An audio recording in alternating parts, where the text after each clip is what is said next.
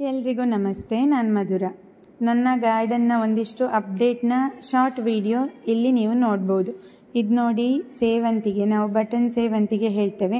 ತುಂಬ ಸಣ್ಣ ಸಣ್ಣ ಇರ್ತದೆ, ಬೆಳೆಸಲಿಕ್ಕೂ ಕೂಡ ತುಂಬ ಸುಲಭ, ಹೆಚ್ಚು ಕ್ಯಾರ್ ಏನು ಬೇಡ. ಅದು ಈ ಸಲ ಹೂ ಅರಳಲಿಕ್ಕೆ ಈಗ ಸ್ಟಾರ್ಟ್ ಆಗಿದೆ, ತುಂಬ ಚೆನ್ನಾಗಿ ಬರ್ತದೆ.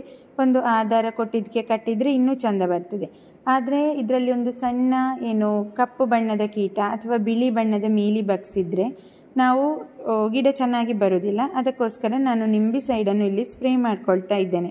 ಈ ರೀತಿಯಾಗಿ ವಾರಕ್ಕೊಮ್ಮೆ ಮಾಡೋದ್ರಿಂದ ಸೇವಂತಿಗೆ ಗಿಡಗಳಲ್ಲಿರುವ ಹುಳಗಳು ಸತ್ತು ಹೋಗಿ ಚೆನ್ನಾಗಿ ಬರ್ತದೆ. ಇನ್ನೊಂದು ನೀವಿಲ್ಲಿ ನೋಡ್ಬೋದು, ಬಿಳಿ ಬಣ್ಣದ ಸೇವಂತಿಗೆ ಅರ್ಧ ಮಾತ್ರ ಅರಳ್ತಾ ಇದೆ. ಹೀಗೆ ಅರ್ಧ ಮಾತ್ರ ಅರಳುವುದಕ್ಕೆ ಸುಮಾರು ಕಾರಣಗಳಿರ್ಬೋದು. ಆದರೆ ಕಾರಣ ಏನಿರ್ಬೋದು ಅಂತ ಆಲೋಚನೆ ಮಾಡಿದಾಗ ನನ್ನ ಫ್ರೆಂಡ್ ಒಬ್ಬರು ಹೇಳಿದಾಗೆ ಸಣ್ಣ ಕೀಟಗಳಿದ್ದರೆ ಕೂಡ ಹೀಗಾಗ್ತದೆ ಹೇಳಿದರು. ಅದಕ್ಕೋಸ್ಕರ ನಾನಿಲ್ಲಿ ನಿಂಬಿಸೈಡನ್ನು ಸ್ಪ್ರೇ ಮಾಡ್ಕೊಳ್ತಾ ಇದ್ದೇನೆ. ಈ ನಿಂಬಿಸೈಡ್ ಸ್ಪ್ರೇ ಮಾಡಿದ ನಂತರ ನಾನು 1 ವಾರ ಆದ ನಂತರ ಈ ವಿಡಿಯೋವನ್ನು ಈಗ ನಿಮ್ಮ ಜೊತೆ ಶೇರ್ ಮಾಡ್ತಾ ಇರೋದು. ಏನಾಗಿದೆ ಹೇಳಿದರೆ, ಪೂರ್ತಿಯಾಗಿ ಹೂ ಅರಳೋದು ಕೂಡ ನನಗೆ ಕಾಣ್ತಾ ಇದೆ. 1 ವಾರದ ನಂತರ ಮೊಗ್ಗುಗಳಿದ್ದದ್ದು ಪೂರ್ತಿಯಾಗಿ ಅರಳ್ತಾ ಇದೆ. ಆದ ಕಾರಣ ಈ ವಿಡಿಯೋ ಕ್ಲಿಪ್ಪನ್ನು ಕೂಡ ನಿಮ್ಮ ಜೊತೆ ನಾನು ಶೇರ್ ಮಾಡ್ತಾ ಇರೋದು ಅದಕ್ಕೋಸ್ಕರ.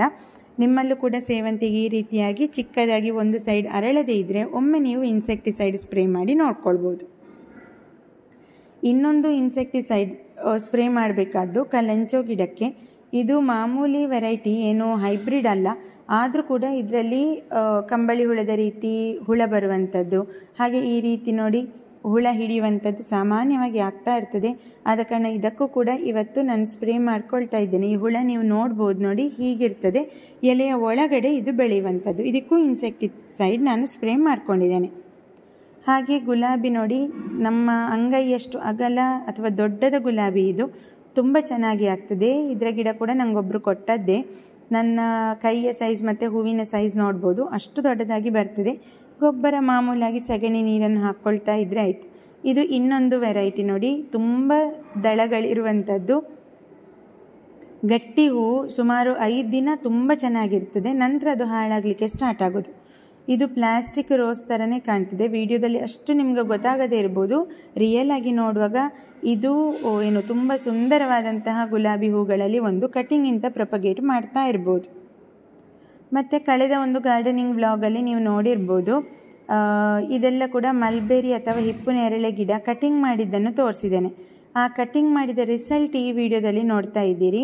10 ದಿನದಲ್ಲಿಯೇ ಚಿಗುರು ಬರುವಾಗ ಅದರ ಜೊತೆಯಲ್ಲಿ ಇದು ಹೂಗಳು, ಇದು ನೆಕ್ಸ್ಟ್ ಹಣ್ಣಾಗುವಂಥದ್ದು.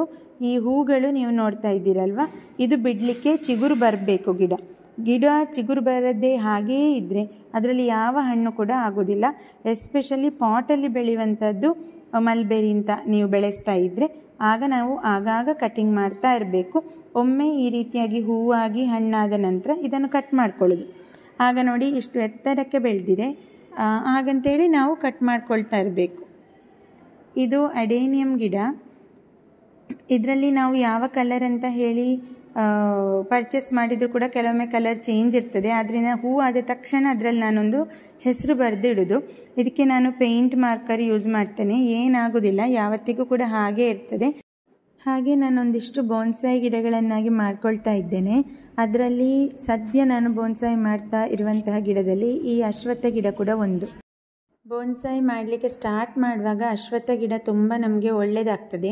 ಈ ರೀತಿಯಾಗಿ ನೋಡಿ ಸುರುಳಿ ಆಕಾರದಲ್ಲಿ ಅದರ ಕಾಂಡವನ್ನು ಮಾಡ್ಕೊಂಡಿದ್ದೇನೆ. ಗಿಡ ಸಣ್ಣದಿರುವಾಗಲೇ, ಅಂದರೆ ಕಾಂಡ ತುಂಬ ಫ್ಲೆಕ್ಸಿಬಲ್ ಇರುವಾಗಲೇ, ಎಳೆಯದಾಗಿರುವಾಗಲೇ ನಾವು ಬೇಕಾದ ಶೇಪನ್ನು ಕೊಟ್ಕೊಂಡು ಅದಕ್ಕೆ ವಯರ್ ಕಟ್ಕೊಳ್ಬೇಕು. ಅಥವಾ ಹೀಗೆ ನೀವು ರೌಂಡ್ ಶೇಪಲ್ಲಿ ಅಥವಾ ಈ ಥರ ಸ್ಪ್ರಿಂಗ್ ಥರ ಮಾಡಿದರೆ ಅದಕ್ಕೆ ನೀವು ಬಳ್ಳಿಯನ್ನು ಕೂಡ ಕಟ್ಟಿಕೊಂಡು ಚೆನ್ನಾಗಿರುವ ಶೇಪನ್ನು ಕೊಡ್ಬೋದು. ಅದು ನಮಗೆ ಬಿಟ್ಟಿರುವಂಥದ್ದು. ಈ ರೀತಿ ಬೋನ್ಸಾಯಿ ಪಾಟ್ ತಗೊಂಡಿದ್ದೇನೆ. ನಂತರ ಅದರ ತಳದಲ್ಲಿ ಸ್ವಲ್ಪ ಕಲ್ಲುಗಳನ್ನು ಹಾಕ್ಕೊಂಡ್ರೆ ಪಾಟ್ ಭಾರ ಕೂಡ ಇರ್ತದೆ. ಇಲ್ಲದಿದ್ದರೆ ಗಿಡ ಸ್ವಲ್ಪ ದೊಡ್ಡದಾಗುವಾಗ ಪಾಟಿಂದ ಬಿದ್ದ ರೀತಿ ಕೂಡ ಆಗ್ತದೆ, ಪಾಟೇ ಬೀಳ್ಬೋದು ಗಿಡದ ಭಾರಕ್ಕೆ. ಹಾಗೆ ಸ್ವಲ್ಪ ಕಲ್ಲು ಹಾಕ್ಕೊಂಡು ನಂತರ ಸುಡುಮಣ್ಣು ಮತ್ತು ಸ್ವಲ್ಪವೇ ಸ್ವಲ್ಪ ಗೊಬ್ಬರ ಮಿಶ್ರ ಮಾಡಿದಂತಹ ಮಣ್ಣಿನ ಮಿಶ್ರಣವನ್ನು ಹಾಕ್ಕೊಳ್ತಾ ಇದ್ದೇನೆ. ಸ್ವಲ್ಪ ಗಟ್ಟಿಯಾಗಿರುವಂತಹ ಮಣ್ಣು ತಗೊಂಡ್ರೆ ಗಿಡ ಚೆನ್ನಾಗಿ ಬರೋದಿಲ್ಲ. ಆದ ಕಾರಣ ಉದುರುದುರಾಗಿರುವಂತಹ ಮಣ್ಣು ತಗೊಂಡ್ರೆ ತುಂಬ ಒಳ್ಳೆಯದಾಗ್ತದೆ. ನಂತರ ಈ ರೀತಿಯಾಗಿ ನೆಟ್ಟುಕೊಂಡಂತಹ ಗಿಡವನ್ನು ತೆಗಿಬೇಕು ಪಾಟಿಂದ. ನಾವು ಪಾಟಿಂದ ತೆಗೆಯುವಾಗ ಸ್ವಲ್ಪ ಸೈಡನ್ನು ಬಿಡಿಸ್ಕೊಂಡು ನಂತರ ಈ ರೀತಿ ಕುಟ್ಟಿಕೊಂಡ್ರೆ ಪಾಟಿಂದ ಹೊರಗಡೆ ಬರ್ತದೆ ಗಿಡ ಸುಲಭವಾಗಿ. ಹಾಗೆ ಇದರ ಸುತ್ತಲೂ ಇರುವಂತಹ ಮಣ್ಣೇನಿದೆ ಗಿಡದ್ದು ಎಲ್ಲವನ್ನು ತೆಗಿಬೇಕು. ಬೋನ್ಸಾಯಿ ಮಾಡುವಾಗ ಅದರ ಬೇರು ಮತ್ತು ಕಾಂಡಕ್ಕೋಸ್ಕರವೇ ನಾವು ಈ ಗಿಡಗಳನ್ನು ಬೆಳೆಸ್ಕೊಳ್ಳುವಂಥದ್ದು. ತಾಯಿ ಬೇರಿಗೆ ಅಂದರೆ ಮಧ್ಯದ ದಪ್ಪ ಬೇರಿಗೆ ಯಾವ ಕಾರಣಕ್ಕೂ ಪೆಟ್ಟಾಗಬಾರ್ದು, ಗಿಡ ಸತ್ತೋಗ್ಬೋದು. ಅದೇ ಸೈಡಲ್ಲಿ ನೋಡಿ ಈ ರೀತಿ ಕೂದಲಿನ ಹಾಗೆ ಸಣ್ಣ ಸಣ್ಣ ಬೇರುಗಳೇನಿದೆ ಅದನ್ನು ಹೀಗೆ ಕಟ್ ಮಾಡಿ ತೆಗಿಬೋದು ಕೈಯಲ್ಲೇ, ಅಥವಾ ನೀವು ಕತ್ತರಿ ಅಥವಾ ಚಾಕುವನ್ನು ಕೂಡ ಉಪಯೋಗಿಸಿ ಕಟ್ ಮಾಡ್ಬೋದು. ಸ್ವಲ್ಪ ಬೇರನ್ನು ಹಾಗೆ ಬಿಟ್ಟಿರಬೇಕು ನೋಡಿ ಹೀಗೆ, ಆಗ ಚೆಂದ ಕಾಣ್ತದೆ ಬೋನ್ಸಾಯಿ ಗಿಡ ಕೂಡ. ಮತ್ತು ನಿಮಗೆ ಓರೆಯಾಗಿ ಬೇಕಾ ಪಾಟಲ್ಲಿ ಅಥವಾ ನೇರವಾಗಿ ಬೇಕಾ, ಹೇಗೆ ಬೇಕು ನಮಗೆ ಹೇಗೆ ಇಷ್ಟ ಆಗ್ತದೆ ಹಾಗೆ ಗಿಡವನ್ನು ನೆಟ್ಕೊಳ್ಬೇಕು. ನಾನು ಸ್ವಲ್ಪ ಓರೆಯಾಗಿ ಇಟ್ಕೊಂಡಿದ್ದೇನೆ ಪಾಟಲ್ಲಿ. ನಂತರ ಮಣ್ಣು ಹಾಕ್ಕೊಳ್ಳೋದು.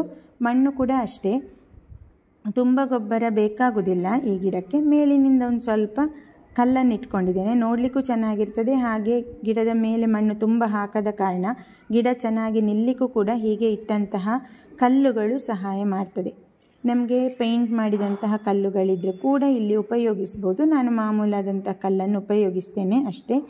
ಬಾಲ್ಕನಿಯಲ್ಲೂ ಕೂಡ ಬೋನ್ಸಾಯಿಯನ್ನು ಇಟ್ಕೊಳ್ಬೋದು. ಆದ್ದರಿಂದ ಸುಲಭವಾಗಿ ನಾವೇ ತಯಾರಿಸಿದ ಬೋನ್ಸಾಯಿ ನಮ್ಮ ಮನೆಯಲ್ಲಿದ್ದರೆ ಮೇಂಟೆನೆನ್ಸ್ ಕೂಡ ತುಂಬ ಕಡಿಮೆ ಇರ್ತದೆ.